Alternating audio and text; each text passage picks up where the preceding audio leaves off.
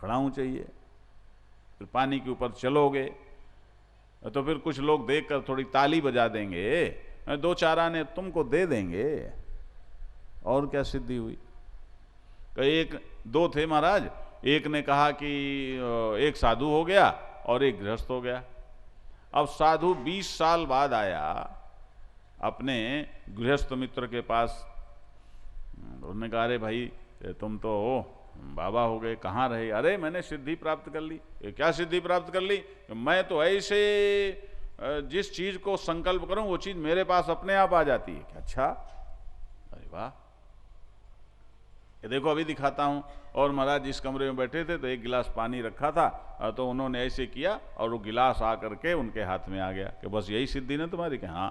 तो देखो अब मेरी सिद्धि देखो, मेरी सिद्धि देखो। और उसने कहा, अरे पप्पू कहाँ है? उसका लड़का था ना पप्पू। बोले पप्पू कहाँ है? कि लड़का आ गया। और बोले जरा एक गिलास पानी लाओ। और वो लड़का एक गिलास पानी ले आया, उसको दे दिया कि लो, तुमने भी बैठे बैठे एक गिलास पानी पी लिया और मैंने भी बैठे बैठे एक गिलास पानी पी लिया। तो मैंने तो एक प्राणी भी पैदा कर लिया, पितृ ऋण से भी मुक्त हो गया है। लेकिन सिद्धि तो एक जैसी रही ना, परिणाम तो एक जैसा रहा। बैठे बैठे तुम्हें पानी मिला, बैठे बैठे मुझे पानी मिला, है, फर्क क्या पड़ा? तो देखो ये सिद्धि है लेकिन संसिद्धि नहीं है। कि सम्यक सिद्धि क्या है? कि जिसके लिए किसी वस्तु की अपेक्षा ना हो। परमार्थ सिद्धि का नाम है सम्यक सिद्धि, जो सब में एक है, जो सर्व है, सर्वाधिष्ठान है, परम सत्य है। कोई माई का लाल किसी भी स्थिति में जिस पर उंगली नहीं उठा सकता, जिसे खारिज नहीं कर सकता, किसी भी सिद्धांत से जो बाधित नहीं हो सकता, ऐसा जो अतर्क परम सत्य है ना, उसकी सिद्धि अपने में आ जाना, वही हो जाना, वही हो जाना कि हम वही हो गए, है ना, ये है संसिद्धि। तो कहते हैं देखो जनक आदि थे, उन्होंने तो कर्म करके ही, कर्म करते हुए ही उन्होंने सम्यक सिद्धि प्राप्त कर ली, है ना। और दूसरी बात ये भी है अर्जुन कि जब तुम लोक में रहते हो तो लोक संग्रह की दृष्टि भी तो अपनी रखनी चाहिए ना। कि तुम लोक में रहते हो, लोक में एक प्रतिष्ठित व्यक्ति हो, सब पढ़े लिखे हो, समझदार हो। देखो बंधुओं माताओं, ये एक व्यवहारिक सत्य है और इस सत्य को समझना चाहिए सबको कि जो जितना समझदार हो उसकी उतनी ही जिम्मेवारी बनती है। ध्यान देना, तुम्हारे घरों में झगड़ा होता है तो उस झगड़े में क्रिया प्रतिक्रिया होकर पूरे घर में अशांति फैल जाती है। और घर का जो घरपना है ना, घरपना क्या है? एक घरपना है कि जहां एक विचार के, एक भाव के, एक मूल्य के, एक खून के, एक सत्य के, एक प्रेम के ऐसे लोग रहते हों और जो सब मिलकर एक यूनिट होकर रहते हों, है ना। मुझसे एक ने पूछा, एक माई ने पूछा कि महाराज एक सेंटेंस में बताओ कि हमारा घर परिवार कैसे सुखी रहे। तो मैंने कहा एक सेंटेंस में बताएं तो उसका ये सेंटेंस होगा कि घर में जितने लोग हो हर व्यक्ति अपने को छोड़कर बाकी सबका ख्याल रखे, है ना, तो तुम्हारा पूरा घर सुखी हो जाएगा। हर व्यक्ति स्वयं को छोड़ दे और बाकी सबका ख्याल रखे, तो हर व्यक्ति पर ख्याल रखने वाले भी ज्यादा हो जाएंगे और आपस का झगड़ा भी नहीं होगा। और यदि अपना अपना ख्याल रखोगे, अपना अपना झंडा ऊंचा करोगे तो सब टुकड़े टुकड़े हो जाओगे। तो फिर वो घर ना रहा हो, मकान हो गया, कमरे कमरे अलग अलग हो गए, कलह हो गया, श्री लक्ष्मी सब कुछ बाधित हो गई, तो घरपना चला जाएगा। परिवार नारायण, जो ऐसा व्यवहार जिसमें एक प्रकार की परिभाषा है, एक प्रकार की परिसीमा है, एक प्रकार का परिदृश्य है, ध्यान देना, जो एक प्रकार के घेरे से घिरा हुआ है। अब वो भाव का घेरा, विचारों का घेरा, लक्ष्य का घेरा, धर्म का घेरा, तो क्यों गड़बड़ होता है? क्योंकि क्रिया प्रतिक्रिया होती है। अरे भाई, क्रिया प्रतिक्रिया मत करो, नकारात्मकता मत लाओ। तुम तो यदि तुम्हें कुछ ठीक नहीं लगता तो तुम अपने को समझदार समझते हो कि हाँ बिल्कुल हम समझते हैं, तभी तो हमें ठीक नहीं लगता।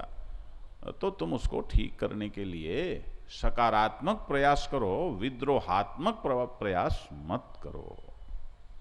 ध्यान देना, इससे तो समाज टूट जाएगा, घर टूट जाएगा, परिवार टूट जाएगा। तो जो जितना समझदार हो उसकी उतनी ही जिम्मेवारी है। ये केवल प्रतिक्रिया में होना, ये महाराज मूढ़ता है, मूढ़ता। ध्यान देना, मूढ़ता है, ये मूर्ख से भी आगे है। हा? क्यों कि क्रिया प्रतिक्रिया तो जड़ का भी स्वभाव है। बोलो, न्यूटन ने जो गति का नियम दिया, वो एक नियम दिया ना कि हर क्रिया की प्रतिक्रिया होती है। तो न्यूटन का ये जो नियम है, ये जो विधान है, ये तो जड़ वस्तुओं के लिए भी है। तो जब जड़ में भी क्रिया की प्रतिक्रिया होती है, आप चेतन हैं तो आप में भी यदि वैसे ही हुआ, फिर क्या रहा? तो द्रौपदी ने नारायण पहले ईर्ष्यापूर्वक, प्रतिक्रियापूर्वक, जड़तापूर्वक दुर्योधन का अपमान कर दिया। वो पानी में गिर गया तो कह दिया अंधे के अंधा होता है। और वही द्रौपदी फिर अपने 5 बेटों के हत्यारे को क्षमा करती है कि नहीं करती? फिर उसमें प्रतिक्रिया नहीं होती, फिर वहां विवेक की क्रिया होती है। ध्यान देना, विवेकात्मक, विवेकपूर्ण प्रतिव्यवहार होता है कि इसको क्यों छोड़ दें, तुम्हारे 5 बेटे मार डाले, गोद उजाड़ दी, कह रहे इसको, इससे मतलब नहीं है हमको, मेरे बेटे मरे हैं तो मुझे पता है कि बेटों के मरने से मां को कितना कष्ट होता है। तो जब मैं ये जान गई हूं तो इसके मरने से इसकी मां को कितना कष्ट होगा, जो हमारी गुरु माता है, उसकी कल्पना तो मैं कर सकती हूं ना, इसलिए इसको छोड़ दो। ये है मनुष्य होना। ध्यान देना, इसे कहते हैं मनुष्य। मनुष्य इसे नहीं कहते कि छल छद्म करने लगे, कैसे बिगड़ जाए, कैसे बन जाए, कैसे ये हो जाए, कैसे हो जाए, हमारा झंडा ऊंचा रहे, बाकी सबके झंडे नीचे गिर जाएं, हम नहीं तो कोई नहीं। ये जो सोच है महाराज ना, एक ने हमने कहा भाई तुम आए क्यों नहीं? अरे महाराज वो फलाने, नाम नहीं लेते हो, उन्होंने तो कहा जब हम कहें तब जाना। अरे कमाल है भाई, ऐसी क्या बात है, जब हम कहें तब जाना?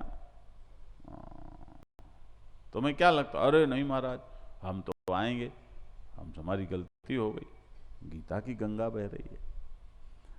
तो लोक संग्रह, लोक में रहते हो तो ये ध्यान रखो, ध्यान से सुन लेना जो भी सुन रहे हो ये प्रवचन, सदैव ध्यान रखो कि तुम्हारे किसी आचरण से, किसी तुम्हारी सोच से, किसी बात से, किसी भी एक्शन से कहीं लोक में नकारात्मक विक्षेप तो उत्पन्न नहीं हो रहा। ये ध्यान रखो, कहीं कोई टूट तो नहीं रहा,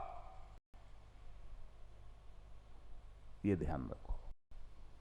और लेकिन महाराज जो लोग तोड़ने में ही मजा लेने लग गए, उनका क्या करेंगे?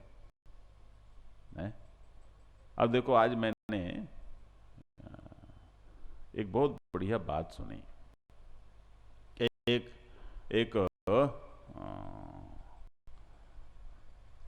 एक बार एक बंदर ने एक फकीर की कुटिया में आग लगा दी, झोपड़ी में आग लगा दी।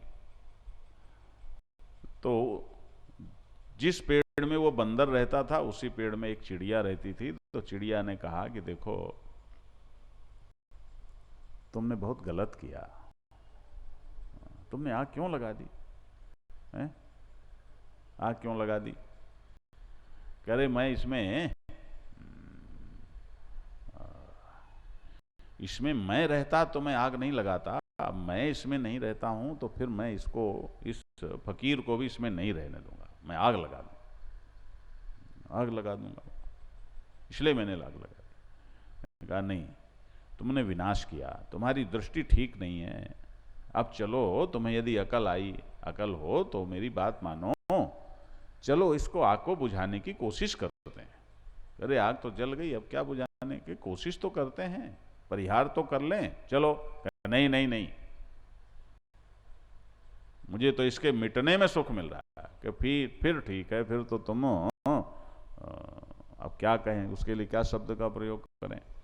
लेकिन महाराज चिड़िया उठी और चिड़िया उड़ करके जाती और नदी से जहां भी जल था वहां से जल चोंच में लेती और उसमें डालती। बंदर हंसा, बंदर ने कहा तू पागल है, तेरी चोंच से पानी डालने से आग बुझ जाएगी क्या? उस चिड़िया ने कहा मुझे मालूम है कि नहीं बुझ जाएगी, लेकिन फिर भी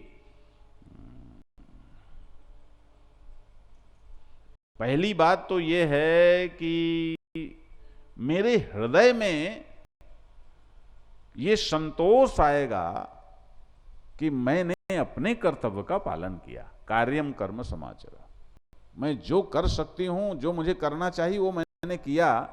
ये सोच करके कि मेरे करने से क्या होगा, मैं ना करूं, ये ठीक नहीं है। तो कम से कम मैंने, ये तो मुझे आत्मतुष्टि होगी ना कि मैंने अपने कर्तव्य का पालन किया। एक दूसरी बात कि तुम्हारे आग लगाने के को यदि प्रमाण माना जाएगा तो समाज में तोड़ने वाला नकारात्मक संदेश ही तो जाएगा, और यदि मेरे आग बुझाने को प्रमाण माना जाएगा तो समाज में एक सकारात्मक संदेश जाएगा। तो तू तो हुआ समाज को तोड़ने वाला, जलाने वाला, मिटाने वाला, और मैं समाज को जोड़ने वाली सकारात्मक एक प्राणी कहलाऊंगी।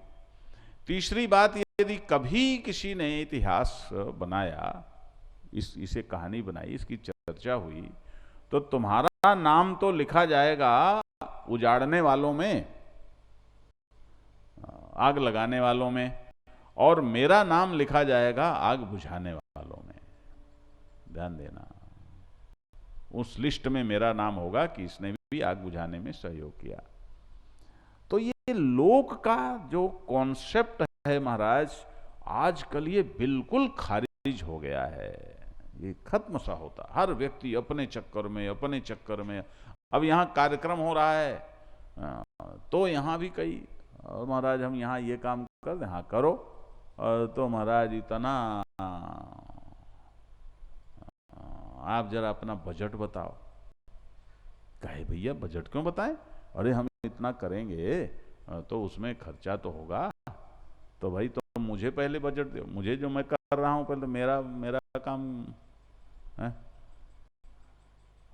अरे हम कर रहे हैं जैसे वैसे तुम भी करो, ये तो लोक मंगल का कार्य है। अरे इसे तो महाराज ऐसे तो हम नहीं कर सकते, आप तो साधु हैं। अब ये जो नजरिया है ना, लोक का ध्यान यदि सबको बना रहे, महाराज रास्ते चलोगे, तुम्हें कहीं पानी बहता व्यर्थ जा रहा है तो तुम गाड़ी खड़ी करके टोटी बंद करोगे। ध्यान देना, यहां तो मैं देखता हूं लोग कुछ एक हमारे उधर बगल में कोई ठहरा हुआ था महाराज, ओ बिजली जल रही है, रात दिन जल रही है, रात दिन। तो मैंने कहा अपने मैनेजर से कि जरा इसको समझाओ, बिजली जल रही है, रात दिन जल रही है, और उन्हें कोई सेवा भी नहीं करनी है। ध्यान देना, कुछ नहीं करना है, बिजली रात दिन जल रही है, तारीफ करना है बस। कोई असर पड़ेगा ऐसे व्यक्ति पर? कोई गीता के प्रवचन का असर पड़ेगा क्या? कोई असर नहीं पड़ेगा। इसलिए भगवान कहते हैं कि देखो, लोक संग्रह का मतलब जिससे सारा समाज सुगठित बना रहे, सुव्यवस्थित बना रहे। अब देखो आप, कल मैंने जरा सी न्यूज लगाई, बंद कर दी महाराज। सीरिया की बात आ रही थी, बड़ी तकलीफ हुई। ये क्या बात है? लाखों लोग मारे जा रहे हैं, और किसके नाम पर? धर्म के नाम पर। बड़ी मजे की बात देखो आप, धर्म के नाम पर लाखों लोग मर रहे हैं, धर्म के नाम पर अशांति है, धर्म के नाम पर ये क्या है? ये कैसा धर्म है भाई? ये कैसा धर्म है? इसलिए ये गीता को देखो, भगवान कहते हैं लोक संग्रह को देखते हुए, यदि तो अर्जुन तुम लोक संग्रह को देखते हो, तुम एक व्यक्ति हो, तो लोक संग्रह की दृष्टि से भी कर्म करने की ही योग्यता सिद्ध होती है। ये कर्म करना ही योग्य है। हर व्यक्ति को अपने कर्तव्य का पालन करना ही चाहिए। अब बोलो ये गीता जवानों के लिए भी है कि नहीं है? बोलो, यदि हमारे बच्चों को, हमारे नौजवानों को इस गीता का संदेश मिले तो कितना अच्छा हो। यद्यदाचरति श्रेष्ठ तत्तद्देवेत रोजनः स यत् प्रमाणम कुरुते लोकस्तदनुवर्तते। भगवान कहते हैं देखो ये जो मनुष्य है, इसमें एक स्वभाव होता है कि ये अनुवर्ती होता है। इसके अंदर अनुकरण की एक स्वाभाविक कर्म करने की स्थिति रहती है। यह अनुकरण करता है। कि क्यों करता है? ध्यान देना, दरअसल बाकी जितने प्राणी हैं वो सारे के सारे प्राणी प्रकृति के द्वारा नियोजित हैं। हर प्राणी में प्रकृति ने जो फीड कर दिया है उस प्राणी को वैसा ही रहना है। मनुष्य के अतिरिक्त जितने प्राणी इस सृष्टि में हैं सब प्रकृति के अनुयोगी हैं। अनुयोगी माने पीछे चलने वाले। ये मनुष्य एकमात्र ऐसा प्राणी है जो अनुयोगी नहीं प्रतियोगी है। जरा ध्यान देना, ये जरा बुद्धिमान है ना, बुद्धिमान है, हृदयवान है। तो ये जो मनुष्य है इसमें विचारणा है, भावना है, इस प्रकार की इसमें खूबी है और इसमें सत्य का साक्षात्कार करने की सामर्थ्य है। परमार्थ को, परमात्मा को पाने की सामर्थ्य है। इसमें ब्रह्मचर्य की सामर्थ्य है। तो इसलिए परमात्मा ने मनुष्य को किसी भी प्राकृत व्यवस्था में बांधा नहीं कि नहीं नहीं तुम्हें तो ये करना ही पड़ेगा, ऐसा नहीं। अब ठीक है, भोजन प्यास ये तो सब शरीर का धर्म है, ये तो रहता है, लेकिन फिर भी ऐसा नहीं है कि सभी लोग एक जैसी सोच के होंगे, सभी लोग एक जैसी भावना के होंगे, सभी लोग एक जैसे ज्ञान के होंगे, ऐसा नहीं है। इसके अंदर सांस्कारिक योग्यता की संभावना है। ये मस्तिष्क के द्वारा नए नए संस्कार ग्रहण कर सकता है, नई नई भाषाएं बोल सकता है, नया नया ढंग जीवन का निकाल सकता है। ये इसमें खूबी है। कि ये खूबी क्यों है? ये खूबी इसीलिए है कि ये अंतर्मुख होकर के सच को खोज ले। अब यदि भगवान मनुष्य के लिए भी जैसे घोड़े गधों में भगवान ने एक जैसा फीड कर दिया, हर घोड़ा ऐसा ही होगा, हर कुत्ता ऐसा ही होगा, हर बिल्ली ऐसे ही होगी, यदि ऐसा करता तो मनुष्य के लिए भी यही होता महाराज कि हर व्यक्ति को या तो ब्रह्म ज्ञान हो जाता या नहीं हो जाता, तो समाज की तो स्थिति कैसे बनती? तो फिर कर्म फल, पुण्य पाप, ये सारा विधान, ये सब तो इसका कोई मतलब नहीं होता। इसलिए नारायण ये मनुष्य के अलावा जितने प्राणी हैं वो तो सब प्रकृति के अनुसार प्रकृति जीवी हैं, भोग जीवी हैं, भोग योनि में हैं। मनुष्य अकेला वो बुद्धि प्रधान प्राणी है। तो इसलिए ये बेचारा कच्चा थाला, जैसे कोई मिट्टी का थाला बना दें कि भाई लो ये थाला बन गया, अब इसमें जो चाहो सो पौधा रोप दो, वही पौधा इसमें खड़ा हो जाएगा, वही तैयार हो जाएगा। ऐसा करते हैं ना, ऐसा है ये मनुष्य। तो इसमें नारायण कुछ भी नहीं होता। अब ये कैसे चलता है, कैसे बनता है कि जो जो आंखों से देखता है, जो जो कानों से सुनता है, वही वही बनता जाता है। हर आदमी, चाहे मैं हूं, चाहे तुम हो, चाहे कोई भी हो, अपनी डगर का परिणाम होता है। ध्यान देना, कान से जो सुना, आंख से जो देखा, वही बन गया। अच्छे अच्छे लोगों को महाराज हमने बिगड़ते देखा है और अच्छे अच्छे बिगड़े लोगों को सुधरते देखा है।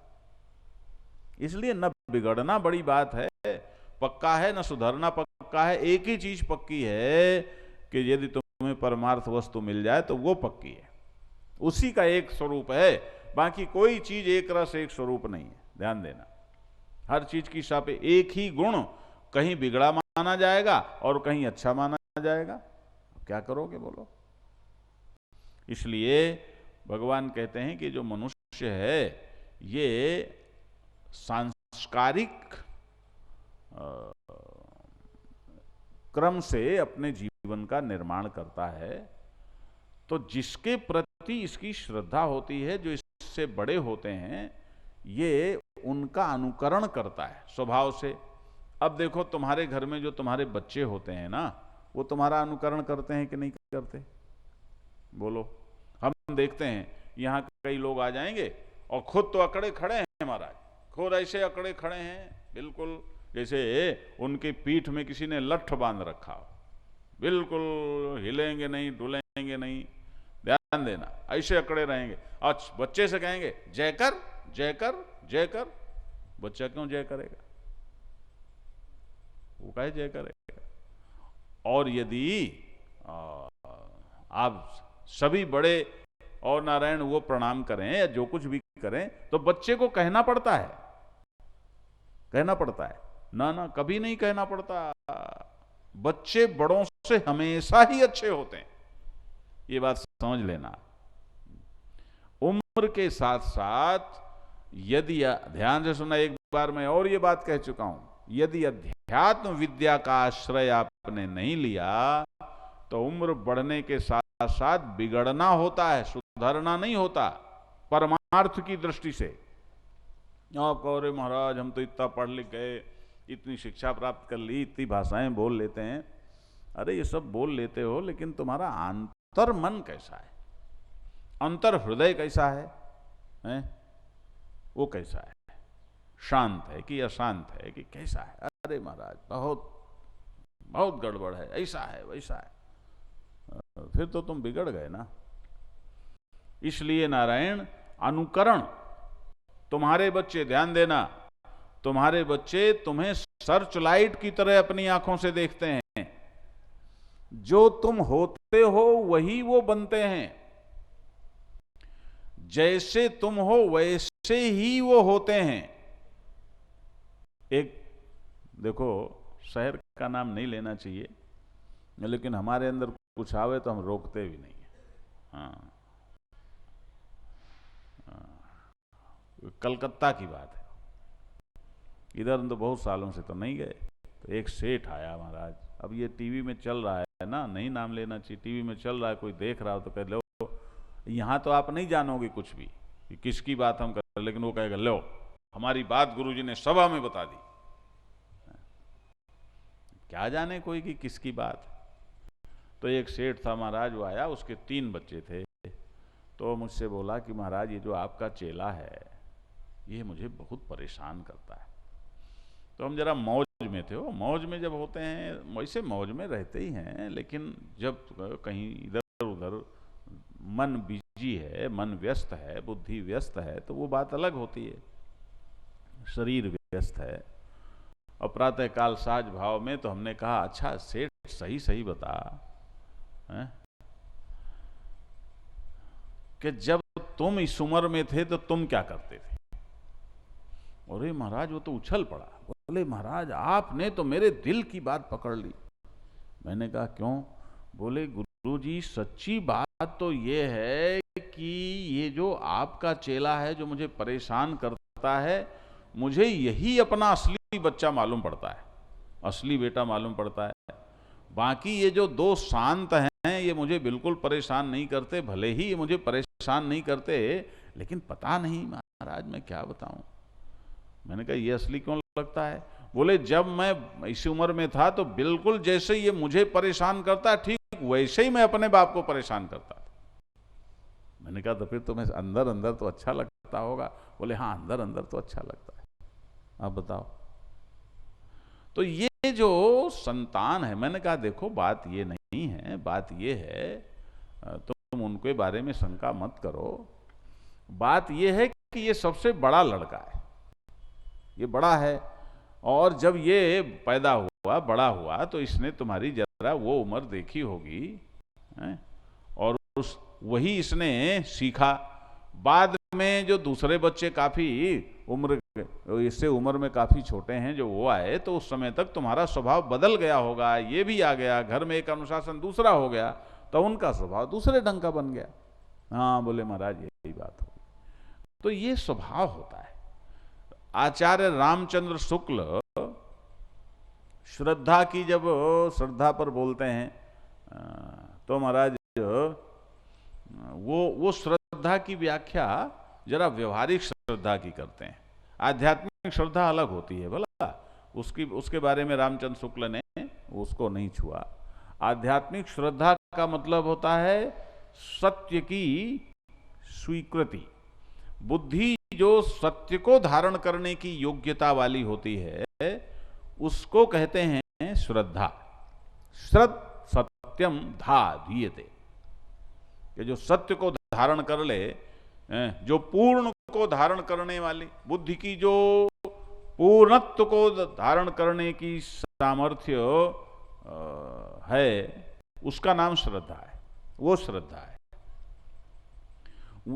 रामचंद्र शुक्ल कहते हैं कि जिस व्यक्ति में जो हम चाहते हैं, जिसको हम अच्छा समझते हैं, यदि वो गुण किसी व्यक्ति में दिखाई पड़ता है तो उसके प्रति हमारे हृदय में जो आदर भाव होता है, ये श्रद्धा है। या जिस चीज से हम हारे हुए हैं, हमें पसंद नहीं